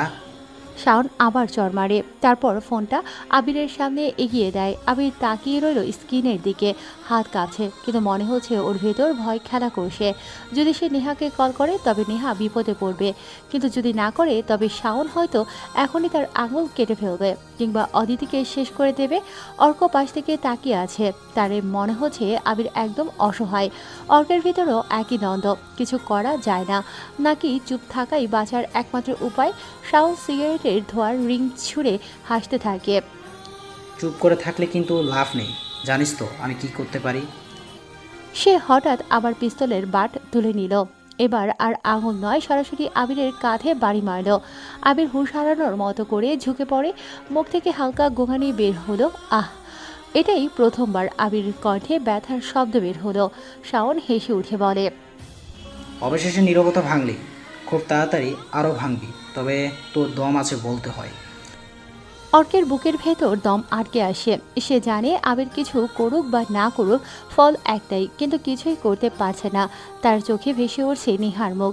যদি নেহা জানে আবির এভাবে নির্যাতিত হচ্ছে, যদি সে আসে, তবে নেহাও ধরা পড়বে এই নরকের ফাঁদে। অর্ক হাত মুষ্টিবদ্ধ করল, কিন্তু বাধা দড়ি ছাড়া আর কিছু করার নেই। আবার মেঝেতে অচেতন অদিতি, তার চুলে রক্তের দাগ, কোনো নড়াচড়া নেই, যেন নিস্তব্ধ এক দেহ। এ দৃশ্য দেখে আবিরের বুক কেঁপে ওঠে। অদিতি বেঁচে আছে তো? শাওন এগিয়ে গিয়ে অদিতির গালে আলতো চাপড় দিল। ঘুমাচ্ছে আমাদের রানী, জেগে উঠুক, ততক্ষণ আবার খেলা শুরু হবে। শাওন হঠাৎ রেগে গিয়ে ফোনটা টেবিলে ছুঁড়ে মারে, তারপর বলে, শালা, বেশিক্ষণ ধরে রাখার মতো ধৈর্য নেই, নাহলে তোর চোখ উপড়ে ফেলবো। বস, ও যদি না করে দেয় তবে অর্কে দিয়ে কল করানো যায়। নেহা তো যাই হোক আসবেই। না, অর্কের ভয় অন্যরকম। আমি চাই নেহার কানে আবিরের কণ্ঠ পৌঁছাক, তবে আসল ফাঁদে পড়বে সে। শাওন আবার আবিরের দিকে এগিয়ে এলো, চোখে আগুন জ্বলছে। শেষবারের মতো বলছি, ফোন ধর, তোকে কল কর, নাহলে অদিতির মাথায় গুলি চালাবো, অর্ককে মেরে ফেলবো। আবিরের ভেতরে যেন আগুন জ্বলছে। সে জানে নেহা এখানে এনে তার সর্বনাশ নিশ্চিত, কিন্তু অদিতি প্রাণ, অর্কের অবস্থা, নিজের শরীরের ব্যথা। সে চোখ বন্ধ করে নিঃশ্বাস নিল, মনে মনে শুধু বলল, ভাই, ধৈর্য রাখতে পারছি না, মাফ করে দিও। আবির হাতে ফোনটা আস্তে আস্তে তুলে নিল। স্ক্রিনে আঙুল কাঁপছে। নাম্বার ডায়াল করার আগে চোখে পানি চলে এলো। আবার রুমটা নিস্তব্ধ, ফ্যান ঘুরছে, সিগারেটের ধোঁয়া ভেসে বেড়াচ্ছে। মেঝেতে নিস্তব্ধ অদিতি, কাঁপতে থাকা অর্ক, আর পাগল হয়ে ওঠা শাওন। সব মিলে এক অদ্ভুত শ্বাসরুদ্ধ পরিবেশ। আবির ধীরে ধীরে কানে ফোন তুলল, তার কণ্ঠ কাঁপছে। নেহার নাম্বার ডায়াল হতে শুরু করলো, রিংটোন বাজছে। সবাই নিঃশ্বাস বন্ধ করে অপেক্ষা করছে। শাওনের ঠোঁটে ভয়ঙ্কর এক হাসি। এবার শুরু হোক আসল খেলা। আবিরের হাত থেকে হাত করা খুলে দেয়া হয়। শাওন শেষবারের মতো ফোন এগিয়ে দিল আবিরের দিকে। আবির ফোনটা হাতে নিতেই দরজার বাইরে থেকে কড়া নাড়ার বিকট শব্দ হয়। একটানা তীক্ষ্ণ শব্দ হতে থাকে, যেন ওপাশ থেকে দরজাটা ভেঙে ফেলার চেষ্টা চলছে। শাওন প্রথমে থমকে গেলেও ফায়াজ সঙ্গে সঙ্গে হাতের পাশে রাখা পিস্তলটা তুলে নেয়। তার মুখে ঘাম জমেছে, গলার শিরা টান টান হয়ে গেছে। কে আসলো রে, যা দেখে আই। শাওন নিচু স্বরে বলল। ফায়াজ এগিয়ে যায়, দরজার ফুটোয় চোখ রাখে। অন্ধকারে কিছুই নেই, কেউ নেই ওদিকে, পুরো জায়গাটা ফাঁকা। কেউ তো নেই। কথাটা বলে গলা শুকিয়ে এলো ফায়াজের। সে ফিরে আসতে যাবে, ঠিক তখনই আবারও থাম থাম থাম কড়া নাড়ার শব্দ হয়। এবার আর সহ্য করতে না পেরে ফায়াজ দরজা টেনে খুলে ফেলে, কিন্তু বাইরে শূন্যতা। সিঁড়ির করিডোর নিস্তব্ধ, বাতিগুলো মিটমিট করে জ্বলছে, কেউ নেই। শালা, কে এত জ্বালাচ্ছে? কি করা নাড়ছিস, শরীরের বাচ্চা? ফায়েজ গালি দিয়ে দরজা বন্ধ করে। সে ভেতরে ঢুকতেই রুমটায় ভেসে উঠল এক অস্বাভাবিক গা ছমছমে হাসি। আবির চেয়ারে বসে হাসে, কিন্তু সেই হাসি যেন মানুষের নয়, যেন শোনাচ্ছে ভাঙা বাঁশির মতো, যার ভেতর শয়তানের শব্দ লুকোনো। শাওনের গা কাঁপতে লাগলো, সে চেঁচিয়ে উঠল, কি রে, তোর কি হলো, হাসছিস কেন? আবির থামে না, ধীরে ধীরে টেবিল থেকে একটা ছুরি তুলে নেয়। তারপর কোনো সতর্কতা ছাড়াই সে ছুরিটা ওর পেছনে দাঁড়িয়ে থাকা একটা ছেলের ডান চোখের ভেতর গেঁথে দিল। ছিটতে থাকা চামড়ার শব্দ শোনা গেল, সে সাথে শোনা যায় চোখ ফেটে মণি বেরিয়ে আসার শব্দ। ছেলেটা গলা ছেড়ে আর্তনাদ করেই ধপ করে মেঝেতে লুটিয়ে পড়ে। চোখ থেকে গড়িয়ে আসছে রক্ত তরল, মেঝেতে ছড়িয়ে যাচ্ছে। শাওন ভয়ে পিছিয়ে যায়। অর্কের চোখে স্তব্ধতা, যেন সে পলক ফেলতেও ভুলে গেছে। আবিরের এমন কাণ্ড যে কেউ স্বপ্নেও ভাবেনি। এমন সময় দরজা দিয়ে প্রবেশ করে 4 জন ছেলে। হুড়ির ওপরে ইংরেজিতে লেখা নো মার্সি। সবাই আটকে উঠল, কিন্তু আবির, তার মুখে এক বিন্দু আবেগ নেই, শুধু একটা ঠান্ডার আবহে জঘন্য হাসি বিরাজ করছে। আর তার হাতে রক্তে ভেজা ছুরিটা শক্ত করে ধরে আছে। মেঝেতে পড়ে থাকা মৃতদেহের চোখ এখনও আধখোলা, চোখের কোঠর থেকে গল গল করে রক্ত বের হচ্ছে। ঘরের বাতাসে কাঁচা রক্তের গন্ধ ছড়িয়ে গেছে। শাওন দেয়ালের সাথে ঠেস দিয়ে দাঁড়িয়ে, তার ঠোঁট কাঁপছে। আবির, তুই তুই কি করলি রে? কিন্তু আবির কোনো উত্তর দেয় না, বরং সে ছুরিটা মেঝের ওপর রাখা মৃতদেহের সাইডে ঘষে পরিষ্কার করতে থাকে। তার ঠান্ডা চোখ কেবল চারপাশে ঘুরে বেড়াচ্ছে। হঠাৎ করে ফায়াজ চিৎকার দিয়ে ওঠে, শালা, পাগল হয়ে গেছিস নাকি? সে পিস্তলটা তুলে সোজা আবিরের দিকে তাক করে। ট্রিগার টানতে যাবে ঠিক তখনই আবির এক ঝটকায় মেঝের ওপর থেকে একটা কাচের বোতল তুলে তার দিকে ছুঁড়ে মারে। বোতলটা ফায়াজের কপালে লেগে চিৎ করে ফেটে যায়। ফায়াজ হোঁচট খেয়ে মেঝেতে পড়ে গেল আর পিস্তলটা ছিটকে গড়াতে থাকে দূরে। মুহূর্তের মধ্যে আবির ঝাঁপিয়ে পড়ে তার উপর, এক হাতে চেপে ধরে গলা, আরেক হাতে ছুরি। আবির ছুরিটা ফায়াজের কান বরাবর ভেতরে ঢুকিয়ে দিল। ফায়াজের চিৎকারে যেন ঘরটা কেঁপে উঠল। রক্তে ভিজে যাচ্ছে তার শার্ট, কান থেকে ঝরে পড়ছে গাদা গাদা রক্ত। কিন্তু আবির থামে না, সে ফায়াজের বুক বরাবর পা দিয়ে লাথি মারে। তারপর হঠাৎ করে ছুরিটা ঢুকিয়ে দেয় বুকের মধ্যে। একবার নয়, দুবার নয়, 3 বার 4 বার। প্রতিবার ছুরির আঘাত বুক ভেদ করে ভেতরে ঢুকছে আর বেরিয়ে আসে রক্তের ঝর্ণা নিয়ে। ফায়াজের হাত পা ছটফট করতে করতে আস্তে আস্তে থেমে যায়। তার চোখ স্থির হয়ে ছাদের দিকে ফিরে আছে। খোলা মুখ দিয়ে রক্তের ফেনা বের হচ্ছে। আবির ধীরে ধীরে সোজা হয়ে ঘুরে দাঁড়ালো। তার জামা পুরো রক্তে ভিজে গেছে, কিন্তু তার মুখে এখনো সেই একই অদ্ভুত ভয়ঙ্কর হাসি লেগে আছে। ঘরে থাকা বাকি ছেলেরা যেন নিঃশ্বাস বন্ধ করে তাকিয়ে আছে। পালানোর কোনো সুযোগ নেই। দরজার সামনে দাঁড়িয়ে আছে 4 জন অস্ত্র হাতে নোমার্সিক গ্যাংয়ের ছেলে। তারাই দরজা ধাক্কা দিচ্ছিল। অর্ক দেয়ালের কোণে সরে গিয়ে বিড়বিড় করছে, না না, এটা হতে পারে না। আবির আমাদেরই। আবির স্যার পাগল হয়ে গেছে। সে তো হাবাগোবা টিচার, কিন্তু সে মাফিয়া কিভাবে? আবির শাওনের লোকদের দিকে এগিয়ে যাচ্ছে। তার ছুরিটা আবারও রক্তে চকচক করছে। ঘরটা এখন মৃতদেহ আর রক্তের ভারী ভারী হয়ে উঠেছে। মেঝেতে একটা কাদার মতো জমাট রক্ত ছড়িয়ে আছে। দেয়ালের কোণে কাচুমাচু হয়ে বসে আছে অর্ক। শাওনের বুক ধরফর করছে। সে বোবা দৃষ্টিতে তাকিয়ে আছে আবিরের দিকে। আবির ধীরে ধীরে হাঁটছে। তার মুখে এখনো সেই শয়তানি হাসি। একটা ছেলে তখনও বেঁচে ছিল, নাম রিয়াদ। সে ভয় পেয়ে টেবিলের নিচে ঢুকে বসে আছে, কিন্তু আবিরের চোখ শিকারীর চোখ। সে নিচে তাকায়। রিয়াদ কাপা গলায় বলে ওঠে, স্যার ভাই দয়া করুন, আমি কিছু করি নাই, আমাকে বাঁচা। কিন্তু বাক্য শেষ হওয়ার আগেই আবির তার গলা চেপে ধরে টেনে বের করে আনে। রিয়াদ চিৎকার করে ওঠে। আবির রিয়াদের মাথাটা 2 হাতে ধরে রাখে। তারপর ধীরে ধীরে দেয়ালের সাথে ঠেস দিতে শুরু করে। প্রথম ধাক্কা ঠাস, রক্ত ঝরে পড়ে কপাল থেকে। দ্বিতীয় ধাক্কা ঠাস, নাকের হাড় ভেঙে যায়। নাকের হাড় ভেঙে ভেতরে ঢুকে গেল। তৃতীয় ধাক্কাতে রক্ত ছিটকে শাওনের জামায় লাগে। সেই ধাক্কাতে রিয়াদের মাথা আধখানা হয়ে গেল। চোখগুলো ঢুকে গেছে আর মাথাটা পাকা ডাবের মতো ফেটে গেল। রক্ত আর মগজ ছড়িয়ে পড়ল চারদিকে। শাওনের গলা শুকিয়ে গেছে ভয়ে। অর্ক বমি করে দিল কোণে বসেই। এই আবির, তুই কি রাক্ষস? কি করছিস ভাই? না না স্যার, থাম প্লিজ। শাওনের কথায় যেন আবির আরও মজা পায়। সৌরভ নামের একটা ছেলে এগিয়ে আসে।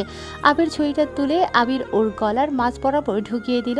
রক্ত এসে লাগে আবিরের মুখে। শাওন অর্কের দিকে তাকিয়ে বলে, ওই খাঙ্কির বলা, তুই কারে আনতে কইছিস? এ তো মানুষ না, এ তো রাক্ষস। মাংস আর রক্ত ছাড়া কিছুই চেনে না।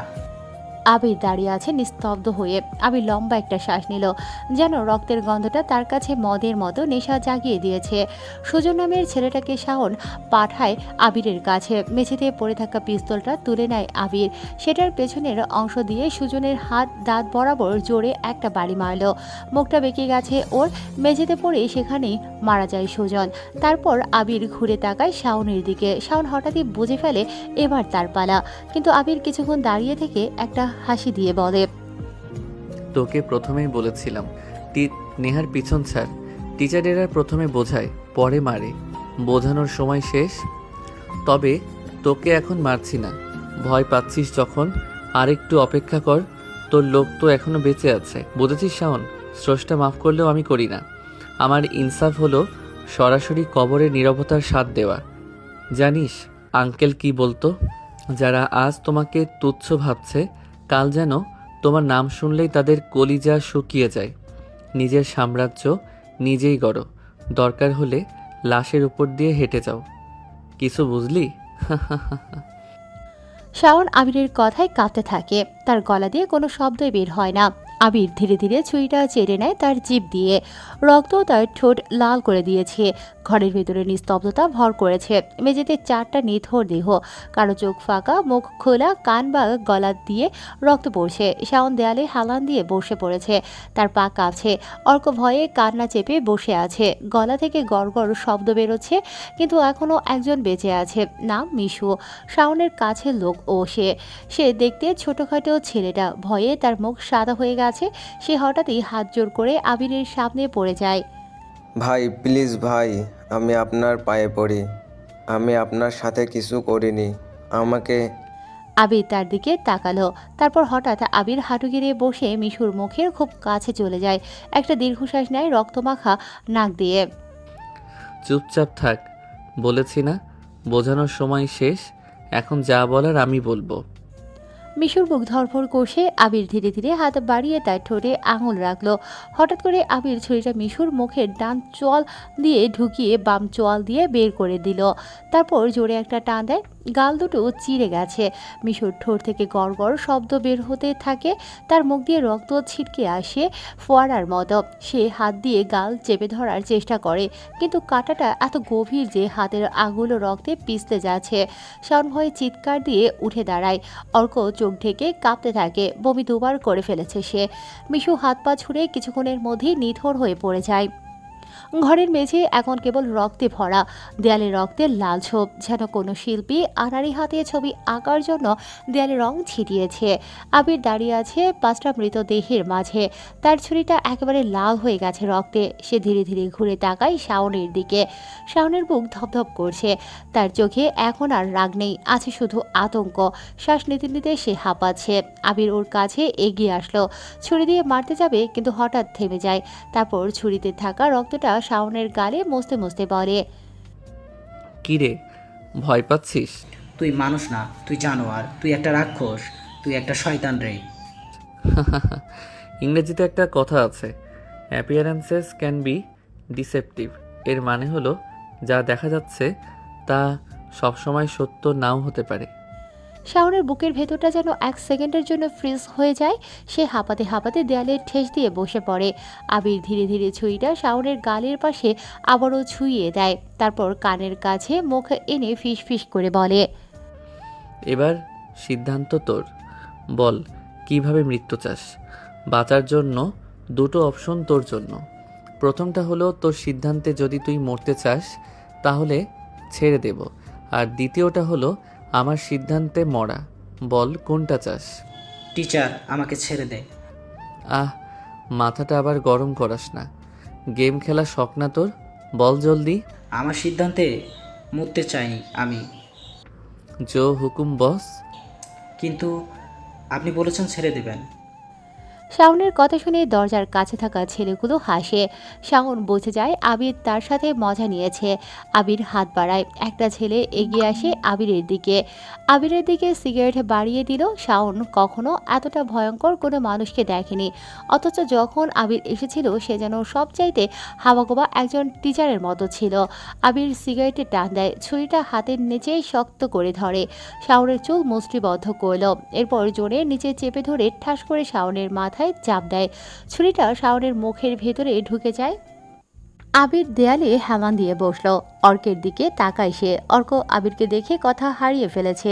অর্ক ভেবেছিল আবির সহ আজকে সবাইকে শাওনের কাছে মরতে হবে, কিন্তু না, শাওনি এখন বেঁচে নেই। আবির অর্ককে বলে, এ হোম মিনিস্টারের বিয়ে তুই কিছু দেখেছিস? গুড। হোম মিনিস্টারকে তাহলে কি বলবি বলতো? বলবি নো মার্সি গ্যাংয়ের লোক এসে বাঁচিয়েছে সবাইকে, আর এখন ওদের সাথে যা। আগে তুই আর তোর গার্লফ্রেন্ডের ডক্টর দেখানো দরকার। অর্করা চলে যায়। আবির চুপচাপ বসে থাকে দেয়ালের সাথে হালান দিয়ে। পাশে শাওন মাথা নিচু করে বসা। ছুরিটা ওর গলার দিয়ে ঢুকে মাথার মাঝখান দিয়ে বের হয়ে গেছে। ঘরটার ভেতরে লাশের বিভৎস অবস্থা হয়ে আছে। রক্তে মাখামাখি মেঝে। রুমটাতে এখন কোনো শব্দ নেই, তবে প্রতি সেকেন্ড পর পর ফ্যান ঘোরার ঘ্যাং ঘ্যাং শব্দ শোনা যাচ্ছে। আবির একটা ড্রিঙ্কসের বোতল হাতে নেয়। বোতলটা দেয়ালে বাড়ি মেরে ভেঙে নিয়ে নিজের হাতে পায়ে গায়ে দাগ বানিয়ে নিল। এরপর উঠে দাঁড়িয়ে খুঁড়িয়ে খুঁড়িয়ে হাঁটা শুরু করে। আবছা আলোয় আবিরের অবয়ব মিলিয়ে যায়, যে কিনা একজন ঠান্ডা মাথার ডেডলি গ্যাংস্টার, যার খেলায় রক্ত, মৃত্যু আর ভয়ই হলো একমাত্র নিয়ম। আর সেই গ্যাংয়ের নাম নো মার্সি। সানোয়ার মির্জা লাগাতার ফোন করছে, শাওনের ফোন বেজে চলেছে বারবার, কিন্তু কেউ রিসিভ করছে না। তার ভেতরের অস্থিরতা ক্রমশই বেড়ে যাচ্ছে। সানোয়ার চিৎকার করছে, ফোনটা কানে ধরে তার চোখে মুখে রাগ আর অস্থিরতা একসাথে নেমে এসেছে।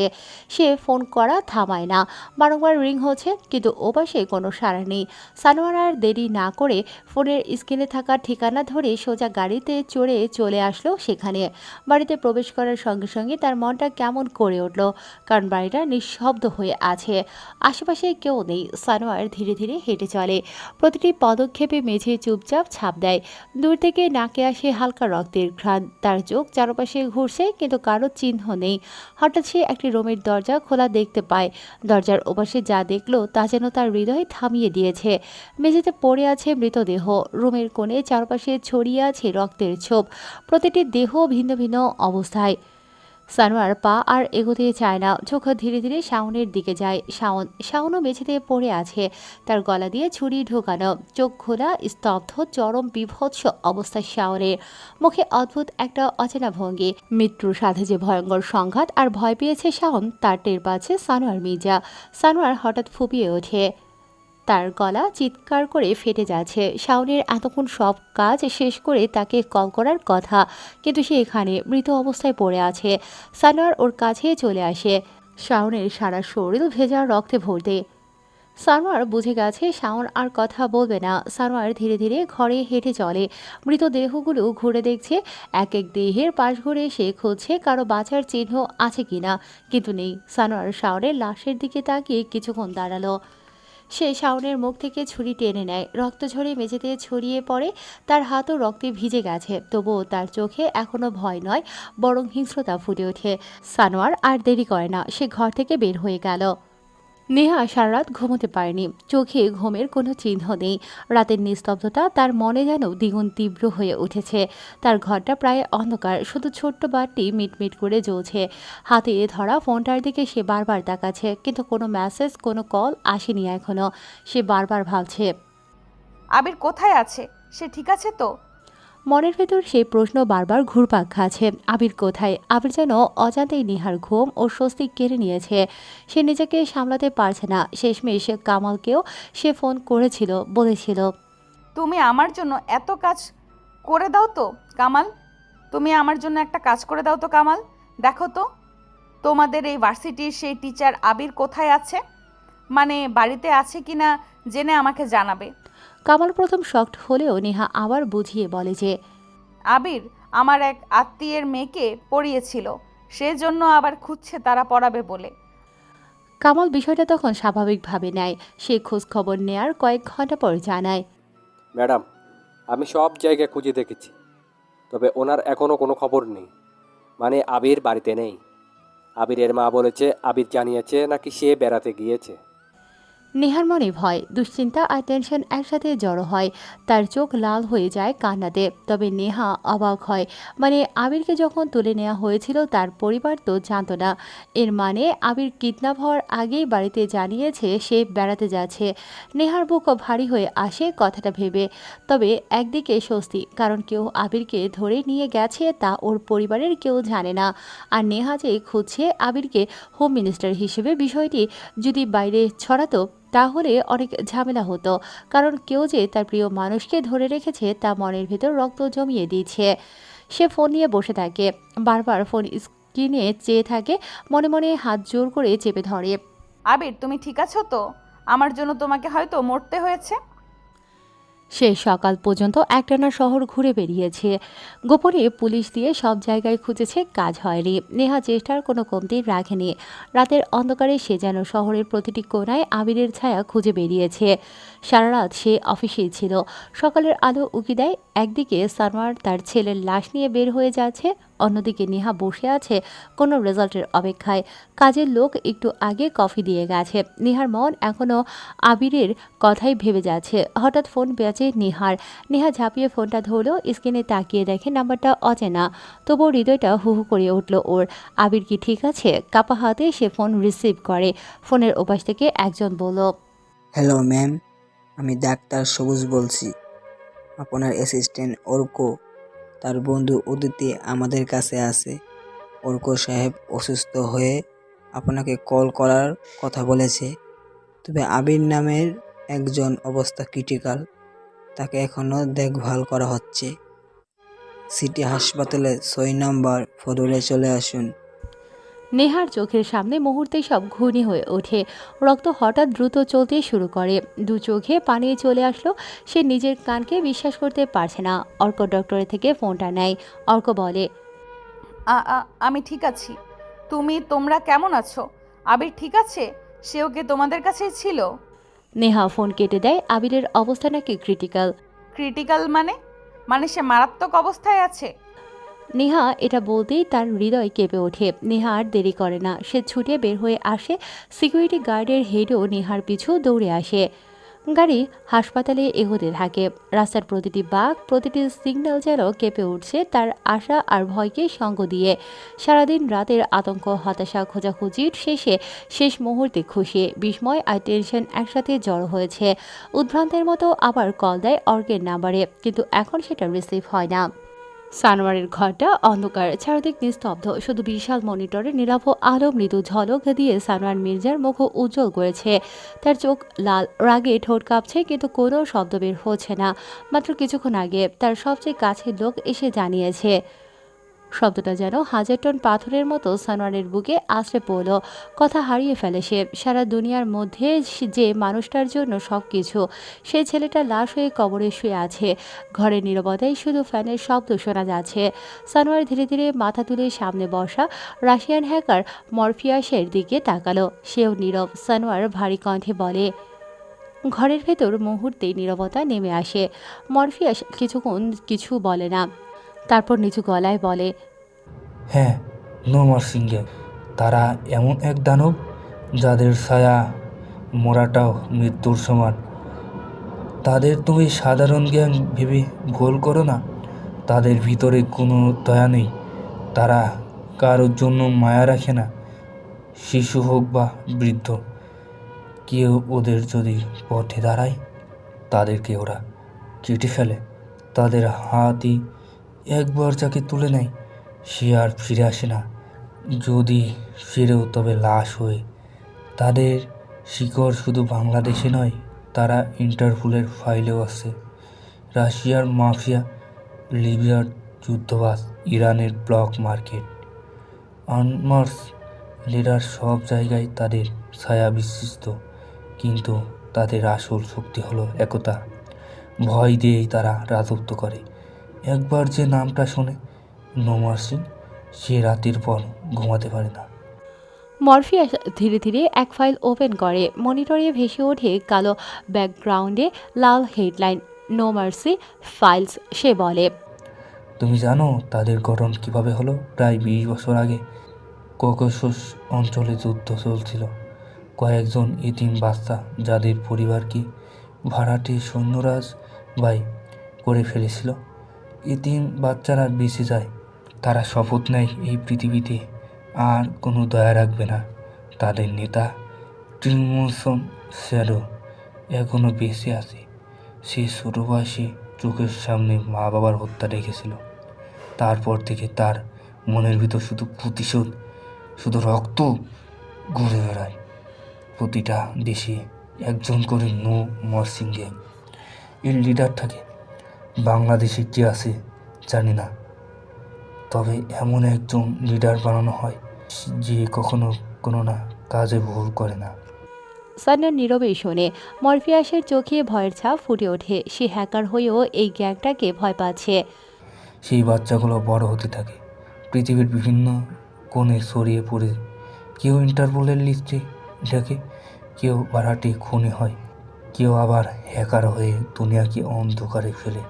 তাদের সবাই একত্র হয়ে বানায় নো মার্সি গ্যাং। তাদের নিয়ম একটাই, কারোর ওপর কোনো মায়া নয়, কোনো দয়া নয়, তাদের শত্রু মনে কেবল মৃত্যু। তবে তুমি জানবে বাংলাদেশে কে লিড করছে এই গ্যাং? মরফিয়াস হঠাৎ কিবোর্ডে চাপ দেয়। স্ক্রিনে ভেসে ওঠে পৃথিবীর ম্যাপ। বিভিন্ন জায়গায় লাল বিন্দু জ্বলছে। সে বলে, তবে এরা শুধু ঢাকা বা চট্টগ্রামে নেই, তাদের সেল আছে মেক্সিকোতে, ত্রিপলিতে, তেহারানে, এমনকি ইন্টারপোলেও। যখন কোনো শত্রু তৈরি হয়, আমার লিডার সবাইকে একসাথে ব্যবহার করে। তারা রাজনৈতিক বিদেরকেও ছাড়ে না। ব্যবহার করতো, তাদের হাতে যে পরে সে বেঁচে না। তুমি বুঝছো না? সানোয়ার মির্জা, নো মার্সি গ্যাংয়ের বিরুদ্ধে যাওয়া মানে নিজেকে আগুনে নিক্ষেপ করা। তারা শুধু হত্যা করে না, তারা মনমান্তিক খেলা খেলে। তুমি দেখবে তোমার চারপাশে মানুষ এক এক গায়েব হয়ে যাচ্ছে। তারা কখনো সরাসরি আসে না, প্রথমে তোমার ভয় নিয়ে খেলবে, তারপর জীবন। লিডার এমন একজন হয়ে থাকে যাদের দিকে পৃথিবীর কেউ সন্দেহ করবে না। সানোয়ার চোখ বন্ধ করে বসে থাকে। চোখের সামনে তার ছেলের মুখ ভেসে ওঠে। শাওন হাসছে, ড্রিঙ্কস করছে, পাশে বসে বলছে। কিন্তু আজ সেই মুখে নিস্তব্ধতা, লাশ হয়ে পড়ে আছে। সানোয়ারের বুকের ভেতর আগুন জ্বলে ওঠে। চোখ খুলে মরফিয়াসের দিকে তাকিয়ে বলে, তাহলে প্রস্তুত হও। সানোয়ার, নো মার্সি গ্যাং শুধু গুলি আর ছুরি চালায় না, তারা সিস্টেম ভেঙে দেয়, শহর অচল করে দেয়, মানুষকে পাগল বানিয়ে ফেলে। তুমি যদি তাদের টার্গেট করো, তাহলে মনে করো দুনিয়ার সব গ্যাং তোমার বিরুদ্ধে দাঁড়াবে। আর তাদের বিরুদ্ধে দাঁড়ানো মানে মৃত্যুর সাথে হাত মেলানো। মরফিয়াস চুপ করে তাকিয়ে থাকে। তার চোখে যেন এক ঝলক অশুভ ছায়া। সে ধীরে মাথা নেড়ে বলে, তাহলে মনে রেখো সানোয়ার, তোমার ছেলের মৃত্যু কেবল শুরু। তবে আমি নো মার্সি গ্যাংয়ের বিরুদ্ধে কিছু করব না। তবে এতটুকু করতে পারি, নো মার্সি গ্যাং নিহার পরিচিত হতে পারে। না হলে দুইবার তাকে হেল্প করলো কেন? আর তার বাবাকে তুলে আনলো, নো মার্সি গ্যাং এসে বাঁচালো। আবার তার বয়ফ্রেন্ড অ্যাসিস্ট্যান্টকে তুলে আনলে। সব কিছু রেডি ছিল। মাঝখান থেকে নো মার্সি গ্যাং এর ছেলেরা তোমার ছেলেকে মারলো। তারা প্রথম সুযোগ দিয়েছিল, কিন্তু তোমার ছেলে তা বুঝেনি। স্কিন নিভে যায়। মরফিয়াস চলে গেছে। অপরদিকে হাসপাতালের কাচের জানালা ভেদ করে ভেতরে ঢুকেছে সব কিছু যেন এক অদ্ভুত নীরবতায় ডুবে আছে। নেহা মুখে কালো মাস্ক, চোখে ডার্ক শেড, মাথায় ক্যাপ, হাতে পায়ে কালো মোজা পরে সিকিউরিটি গার্ড ছাড়া একা হাঁটছে। যদিও সে দেশের হোম মিনিস্টার, কিন্তু এখন তার কাছে কোনো প্রোটোকল নেই। অর্কের কেবিন নম্বরের সামনে এসে দরজা ঠেলে ভেতরে ঢুকে বেডে হেলান দিয়ে বসে আছে অর্ক। তার মুখে ক্লান্তির রেখা, কিন্তু চোখে বেঁচে থাকার এক ধরনের কৃতজ্ঞতা লেগে আছে। নেহাকে দেখে সে কাপা গলায় বলে ওঠে, বুঝেছি। কেমন আছো এখন? সানোয়ার আর শাওন করেছে এসব? শাওনকে আমি এই কথার পরই নীরবতা নেমে আসে। অর্কের চোখে ভয়, কষ্ট আর অদ্ভুত এক শূন্যতা দেখা দিল। নেহা একটু ঝুঁকে অবাক হয়ে জিজ্ঞেস করে, কি? শাওন মরে গেছে মানে? অর্কের চোখের সামনে ভেসে উঠিয়ে আলো ঝলমলিত ঘরটার সেই দৃশ্য। কিছুটা থেমে থেমে গলায় বলে। নেহার বুক ধক করে ওঠে। সে তো কাউকে পাঠায়নি, তাহলে কারা গিয়েছিল? নেহা প্রশ্ন করে। তারা কারা ছিল? অর্কের কথা শুনে ঘরের বাতাস যেন জমে যায়। নেহার মনে হয় কেউ তার বুকের ভেতরে বরফের মতো কিছু ঢেলে দিয়েছে। নেহার চোখ স্থির হয়ে থাকে অর্কের দিকে, কিন্তু ভেতরে ভেতরে হাজার প্রশ্ন ঘুরপাক খেতে থাকে। নেহা মনে মনে বলে, নো মার্সি গ্যাং আবারও কেন? ওরা বারবার আমার উপকার করছে কেন? ওরা শত্রু নাকি মিত্র? যদি মিত্র হয় তবে কিভাবে? আর যদি শত্রু হয় তবে কেন শাওনকে মেরে আমাকে বাঁচালো, আমার বাবাকেও বাঁচালো? তাহলে তোমাদের ওরা বাঁচালো? কিছুক্ষণ নেহা চুপচাপ দাঁড়িয়ে থাকে। হঠাৎ নেহার মনে হলো তার শরীরের প্রতিটি স্নায়ু যেন কাঁপছে। সে হঠাৎ ঘুরে দাঁড়ালো। অর্ক কিছু বলতে যাচ্ছিল, কিন্তু নেহা কেবল হাত তুলে তাকে চুপ থাকতে বলে। নেহা বেরিয়ে আসে কেবিন থেকে। সে আবিরের কেবিনের সামনে আসলো। ভেতরে ঢুকতে নেহা থমকে দাঁড়ালো। বেডে শুয়ে আছে আবির, মাথায় ব্যান্ডেজ, বুকের কাছে স্লাইনের নল ঝুলছে, পুরো শরীর জুড়ে সাদা কাপড়ের ব্যান্ডেজ ফিতা। তার নিঃশ্বাস ধীরে ধীরে ওঠানামা করছে। কখনো রক্তমাখা দৃশ্যে সাহস হারায়নি নেহা, কিন্তু এই মুহূর্তে আবিরকে দেখে তার বুকটা হঠাৎ মোচড় দিয়ে ওঠে। বিছানার পাশে গিয়েও সে কিছুক্ষণ চুপ থাকে, তারপর ফিসফিস করে বলে, টিচার আমি চলে এসেছি। আবিরের চোখ দুটো ধীরে ধীরে খোলে, রক্তাভ চোখের দৃষ্টি কষ্টে ভরা, তবুও এক চিলতে হাসি খেলে যায় ঠোঁটে। তুমি এসেছো? নেহা তার হাতটা আস্তে করে ধরে, চোখে জমে ওঠে অশ্রু। আবির ঘুরে তাকায়, নেহা হাসে। তোমার কিছু হবে না টিচার, আমি আসছি এবার। আমিও তোমার কিছু হতে দেইনি, কাউকে কিছু বলিনি। তোমার মা বাবাকে ডাকবো? না, তারা জানে আমি ঘুরতে বের হয়েছি। যখন কিডন্যাপ হচ্ছিলাম মেসেজ করে জানাতে পেরেছিলাম তাদের। তারপর থাক, আমি সব শুনেছি, চিন্তা করো না, আমি বাকিটা দেখছি।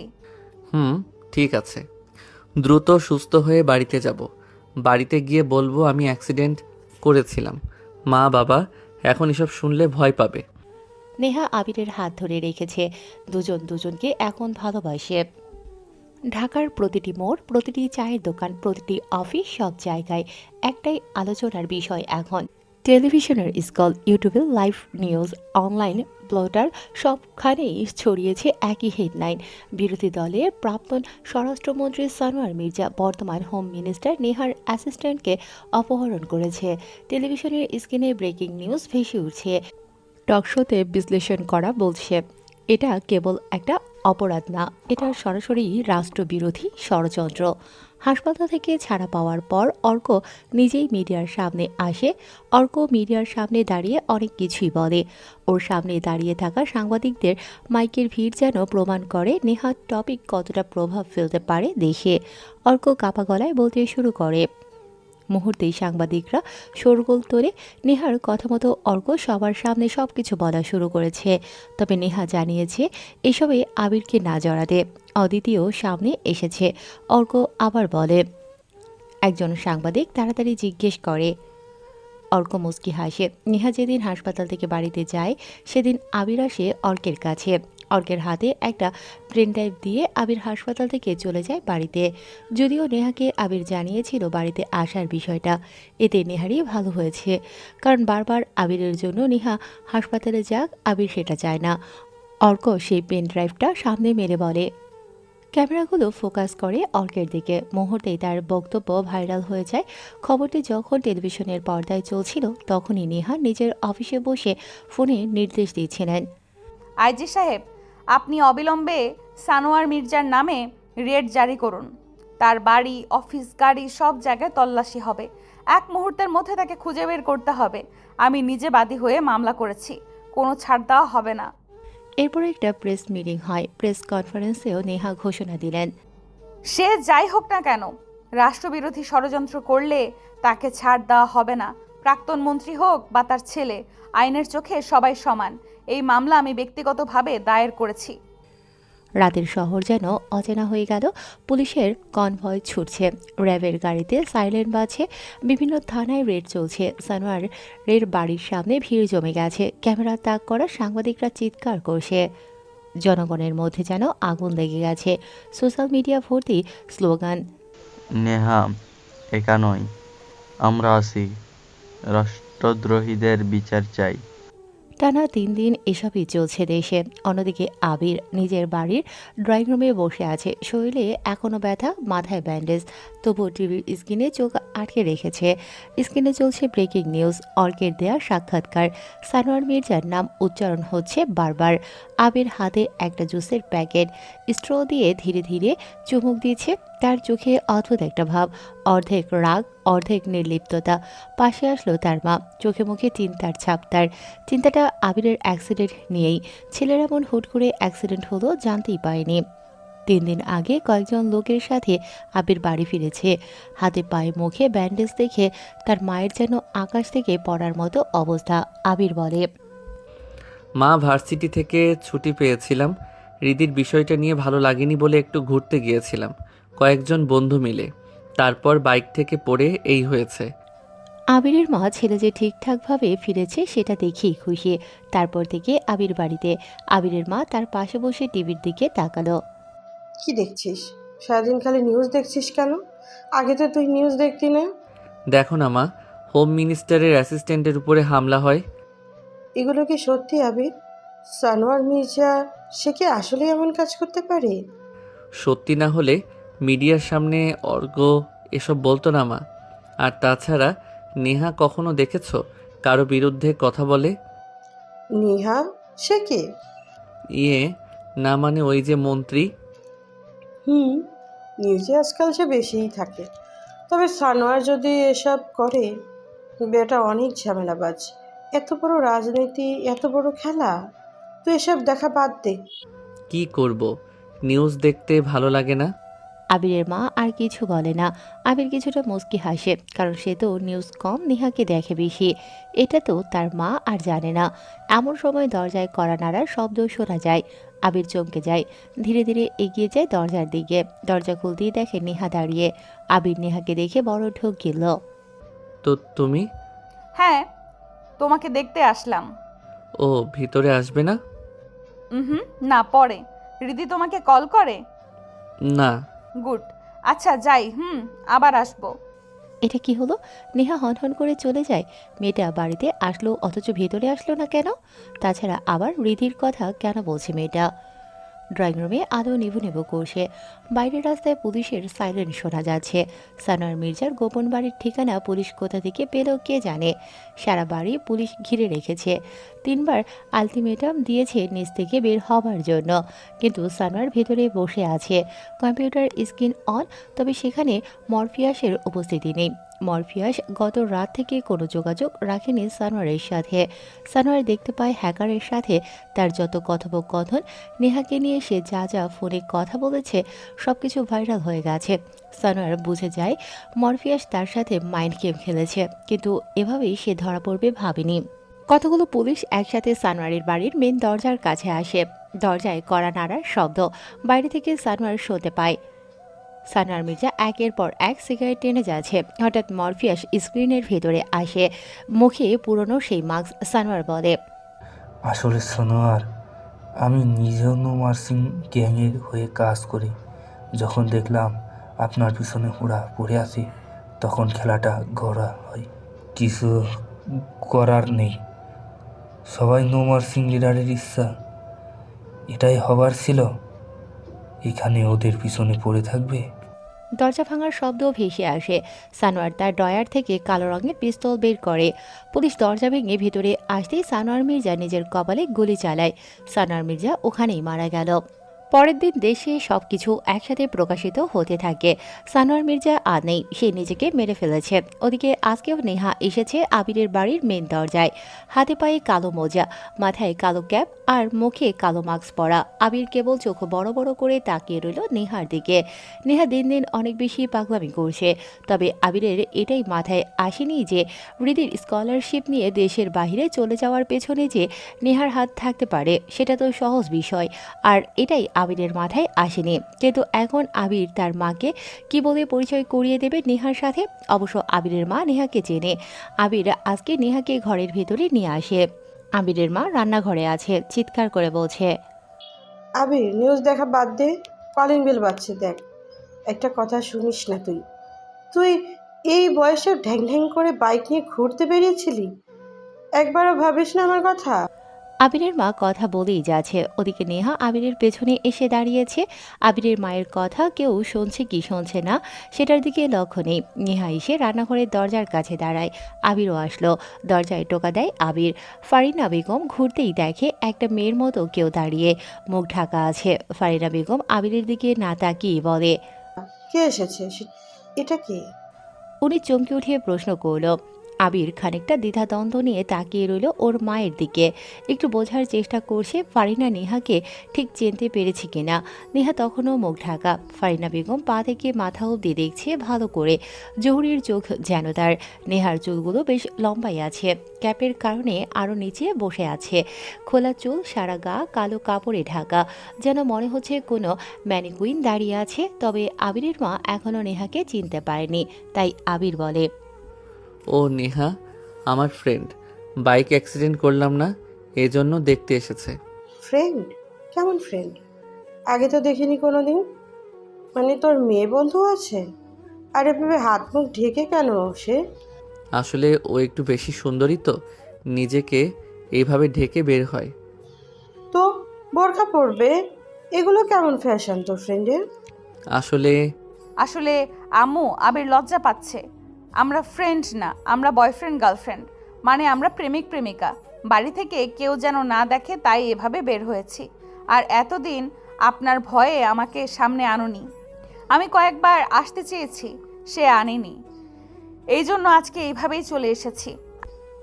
ফারিনা বেগম অবাক হয়ে তাকিয়ে রইল নেহার দিকে। শুধু সে নয়, আবিরও অবাক হয়ে গেছে। এভাবে হুট করে নেহা এমন কিছু বলবে আবির তো ভাবতেই পায়নি। তবে আবিরের থেকে তার মা ফারিনার অবাক হওয়ার পরিমাণ বেশি। প্রথমত, নেহা ফারিনাকে খুব স্বাভাবিকভাবে আম্মু ডেকেছে। একেবারে প্রথম দিনেই এভাবে আম্মু ডাকাটা সহজ নয়। তারপর এখনও কোনো মেয়ে এত সহজে তার প্রেমিকের মায়ের কাছে এই কথাটা বলতে পারে, এটা কেউই বিশ্বাস করবে না। ব্যাপারটা ঠিক স্বাভাবিক না এই দেশের মেয়ের জন্য।